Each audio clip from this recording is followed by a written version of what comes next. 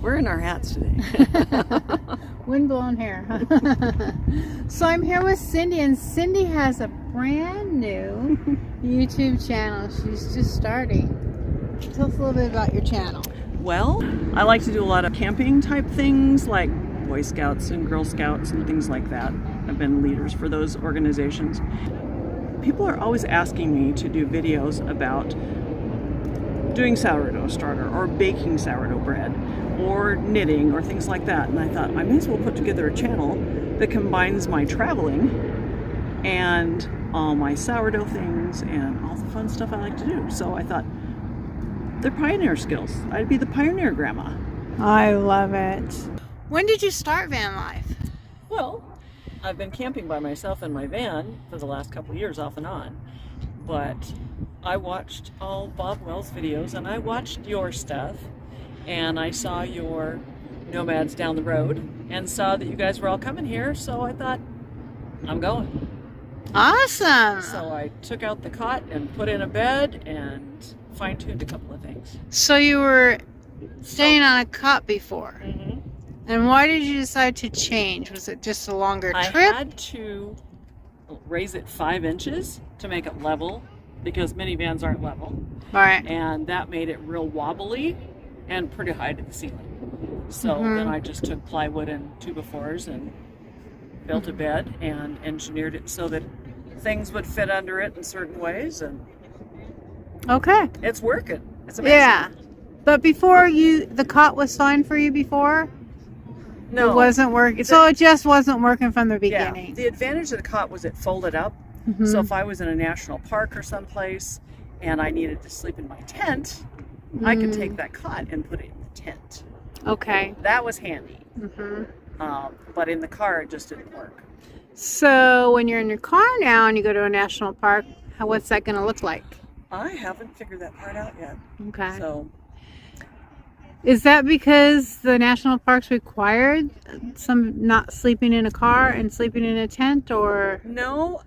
Well, I've stayed in state parks in various different places, and sometimes the place that you park is on a definite angle, and it's very difficult to get your car level to make your bed level, and so it's just easier to pitch a tent. Okay. But maybe if I get an air mattress in there, then that would still work. I like to have backups to backups. Okay, backup to backup. That's great.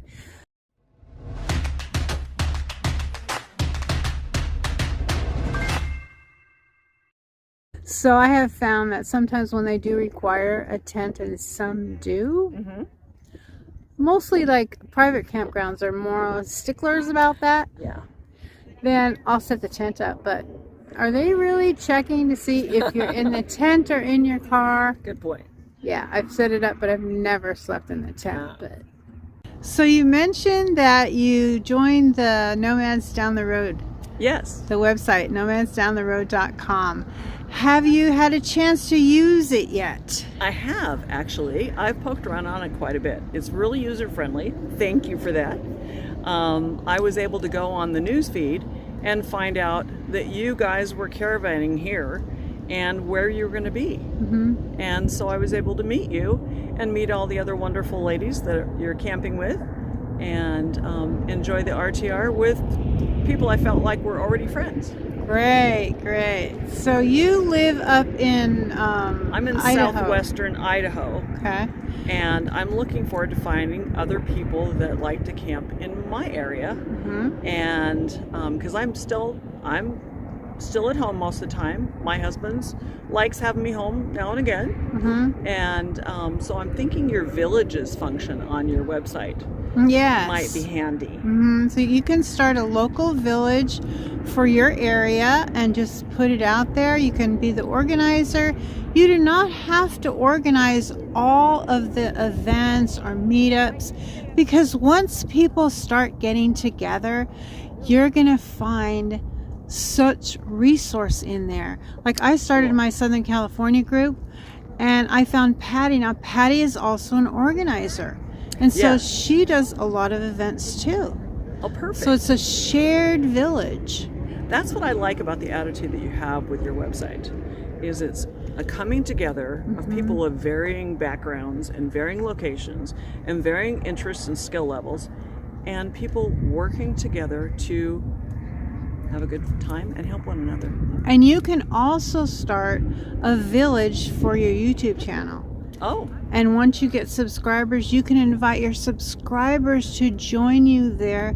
They would have contact with you privately through the email system. And I think it's a safe way to go. That's what I was looking for, was a way to meet people that felt safer than, because I camp by myself and it's not nearly as much fun to camp all by yourself. Right. So I've been looking for like-minded folks out there to, and women have a different take on things. Yeah, and it's not just a women's site. It is women and men and all nomads, whether you're part-time, full-time, or just a wannabe. You're very inclusive. I appreciate that. Yeah, and there's a map system where when you're traveling, perhaps even when you're traveling home, you may find somebody along your route that you'd like to connect with. Yeah, I thought I'd switch my status to host so people could camp in my driveway if they want. Awesome, that would be great. Yeah, and I know another girl that's camping with us, Katie of Doofus Adventures. She's starting to write some articles. Oh, very cool. Yeah, she has a channel as well. So, well, let's take a look at your van. Okay.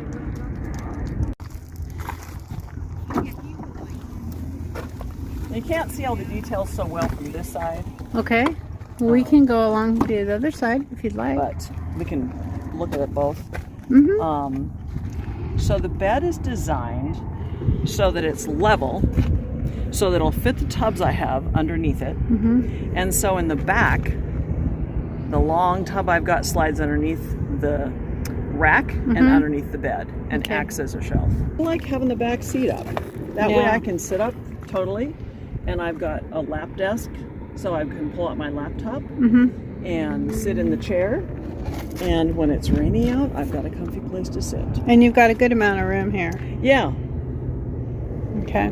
And I can guess that that might be your commode that in there? That might be the commode in there. I've got the ice chest in the front. And it's just a regular ice chest that you use ice? I'm trying to figure out how big of a refrigerator I want to get. What's going to fit and where. So, in the meantime, I'm experimenting. So I keep my water up there and my snacks to drive with. I put a blanket over the ice chest because the sun was hitting it earlier. Got my ham radio antenna on top of the car. Okay. So that's handy. And you have a rack. I have a rack, and then I've got the attic. Okay. All right, yeah, let's take a look at your bed from the other side. So, what is this? It kind of looks like a table, but I'm not sure. Aha! It's a Renogy solar panel.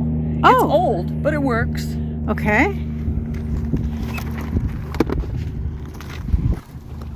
And I see that you have it secured with a bungee cord here on your legs. Okay. Oh, I see. And then I've got food and tools and things like that in there. And then underneath here is the plywood and the 2x4 legs. Okay. And I put braces. I see. Got it. And then I've got a sleeping pad. And then actually on top of that is a felted wool mattress. That's layers of felt that I felted. You get it hot soapy water and you felt it with your feet. Oh. Anyway. So I've got that, and then lots of wool blankets right now because it's cold. It is cold. So that's how that works. And you sleep with your head this way? Okay. There's more air this way. My windows, unlike the Dodge Caravan that I was looking for, my windows in the back don't open for ventilation. Oh. So I sit up here. But you have a sunroof, right? Yes, I do. And a moonroof. And do those open at all? That one, I can pop that cover and watch the stars at night because I put the box far enough for this way. But it doesn't open? No. But this front one does. Okay. Does this obstruct that though, or it's high enough up? It doesn't stop it from opening, but you can't really see too well out of it. Okay. No. It's trade-offs. Everything's trade-offs. Yeah, and but you do get some ventilation if you needed it. Yes. And do you always keep that up there, or is it per trip? I just got it. I'd been borrowing one from somebody before, and it was so handy for all those things that, like, I've got a bag of charcoal up there, Okay. and I've got bigger lawn chairs, and all sorts of stuff. I always travel with my cast iron stuff, so I've got my Dutch oven, and so I can do sourdough bread in the Dutch oven, etc., etc., etc. Okay. So let me show you the back. The back is kind of cool, and it worked. Okay. My plan actually worked. Lately we've needed 5 coats, so I just stuffed those there. But I've got some of my cast iron tools in here. I've got some food in there. This is when I go hiking and stuff, this is my cooking gear. Oh, nice. Yeah. But if I pull this table out and I put a kneeling pad there, which when I'm dealing with fire, I don't have to kneel on the rocks. But I put it there to keep it from rattling, because this table rattles. Oh, I see. I don't like rattles. So this table, conveniently, and I've had this for 20 years. Conveniently is the right height. So I can pull this all the way out and open both ends. It opens in the middle. Yeah. How That's cool is really that? nice. And I can open both ends. Or one end, depending. Yeah. Or, Use the whole thing. but what's handy is it serves as it's a perfect height for cooking on. This table's a tiny bit low. This makes it a little bit higher. Then the other thing is this is designed, I won't pull all these out, but this pulls out for a countertop, but I've been using this. I put a metal cookie sheet on it Okay. and put my stove on there. That works. I like the idea of a metal cookie sheet. I hadn't thought of that yet. I hadn't seen anybody do that. They usually have a board or something, but that's a great idea. It's nice, and then I can flip it upside down, put my pillow underneath it, and it's my lap desk. Oh, multi-purpose. Cookie sheets. Cookie sheets. Wow. Now, what's cool about this rack, I used to raise microgreens and I did it in my RV. I lived in an RV for 6 years, and I had grow lights on this and growing microgreens. And I hauled it out of there and put it in here. What's cool is I can access these two and this from the other side as well. So if it's rainy, I can still pull, this is my stove, I can pull that out on that cookie sheet and put it down there and cook inside. I see. Crack the window a little bit. Right. Got my carbon monoxide detector, safety first. So that's basically how that works. I like to keep it simple.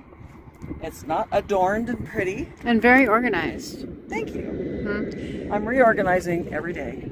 So is this mainly your camper, or do you use it as your vehicle too? I use my vehicle too. Have you yet taken the bed out to use it? I just made it before this trip. Okay, so can you take your bed out Yes. and use another seat? Yes. Or what, 5? Huh? I've got, Is that a 7-seater? yeah. So at this point, 4.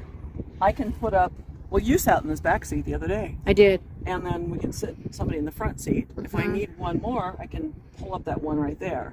If I want the rest of them. Oh, I see. So without even moving your bed, you can have 4 seats, Yes. like I do. Yeah. I see. And then if So you it's wanted to do like take other people, Then I can all dismantle it. yeah. People think it's very strange when I give them rides and they go, what's this here? Because I have the cot set up in there all the time. And I said, well, I can't put my car. I told you that. Well, I thought you were making that up. I thought you were kidding. But the ability just to take 4 people almost on the fly Yeah. is great. Yeah. 3 is great. Yeah. You know. It's huge. Thank you so much for your tour. This is great. Thank you. I enjoyed it. It's nice to have somebody appreciate all the work that it goes into it. It's amazing when everybody that's helping you says that won't work, and then it does.